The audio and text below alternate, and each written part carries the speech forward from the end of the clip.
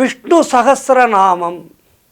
இந்த விஷ்ணு சகஸ்ரநாமமானது எங்கெல்லாம் ஒலிக்கின்றதோ அங்கு இறைவனுடைய முழு அனுக்கிரகமும் கிடைக்கும். இதனால்தான் இல்லங்களிலே அனுதினமும் காலை மாலை இருவேளைகளிலேயும் விஷ்ணு சகஸ்ரநாமம் பாராயணம் செய்ய வேண்டும், அல்லது விஷ்ணு சகஸ்ரநாமத்தை ஒலிக்க விட வேண்டும்.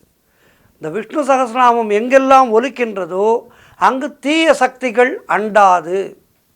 இந்த விஷ்ணு சகஸ்ரநாமத்தை எத்தனையோ பேர் பாடியிருக்கின்றார்கள். அதிலே குறிப்பாக பெருமாளுக்காகவே தன்னுடைய வாழ்க்கையை அர்ப்பணித்து கொண்ட பாடகி பாரத ரத்னா எம்.எஸ். சுப்புலட்சுமி அம்மா அவர்கள் விஷ்ணு சகஸ்ரநாமத்தை அவ்வளவு அழகாக பாடியிருக்கின்றார்கள்.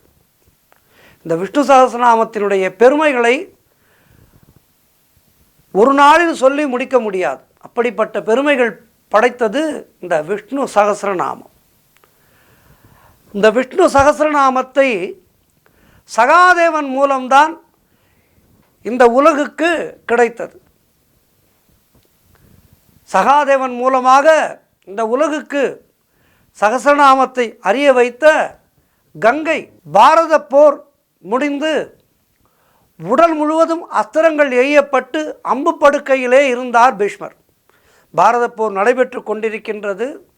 பாரத போர் நடைபெற்று கொண்டிருக்கும் போது பீஷ்மாச்சாரியார் உடலெங்கும் அம்புகளால் தைக்கப்பட்டு படுத்து கொண்டிருக்கின்றார். பீஷ்மருக்கு உள்ள வரம் என்னவென்றால், அவர் எப்போது நினைக்கின்றாரோ அப்போதுதான் அவர் இறக்க முடியும். அப்படிப்பட்ட வரம் பெற்றவர்.